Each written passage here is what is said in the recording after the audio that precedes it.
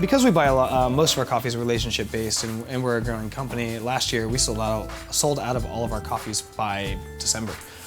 So, because it is a fresh produce, we have to wait till the coffees are ready. So, harvest season starts in December in Central America and goes all the way into April.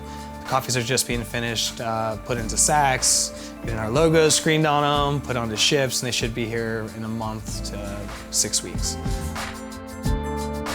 A little bit of our philosophy is we want to buy the best green coffee. And by buying the best green coffee, we can turn around and roast some of the best coffees in the world. And actually taking the time to develop, these are 8-pound roasters. So most roasters you're looking at, 25 to 50 kilo roasters. These are tiny, like these are not something you're gonna see any of my competition use. Another big element to why I wanted to use these roasters was the fact that they're electric. Roasting in the south side of Chicago, I got to learn about column pressure in the city of Chicago and how outdated our gas lines are. So if it's the winter and everyone's got their heat on, there's no pressure. In the summer, the pressure's out of the roof. So having like controlled variables throughout the seasons was very important in a city that's very dramatic in seasons. I just want to do things differently. I mean, we could do the same quality work on different machines, but then we'd be just like the rest of the 99% of the 4% that's doing what we're doing in this country. We're more of a philosophy-driven company than a scientific-driven company. A lot of feeling.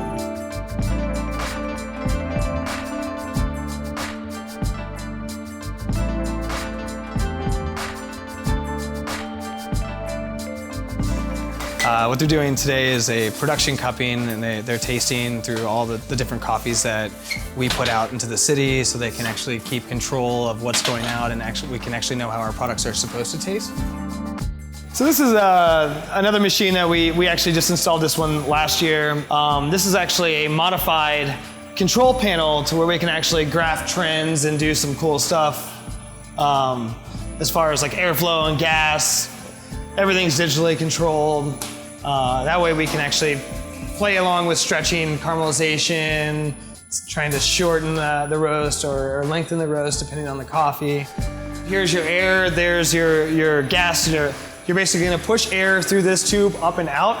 And depending on how strong we want the actual airflow, we could go 100% air, we can go 40% air, depending on what we're doing with which coffee. I have a gas-powered drum roaster, I have 2 electric-powered fluid bed roasters, and then I have a gas-driven fluid bed roaster. So kind of paying attention to the different ways of caramelization through different heating mechanisms, through different technologies it's all information that we can all learn from. So why make it easy if you can make it hard and fun?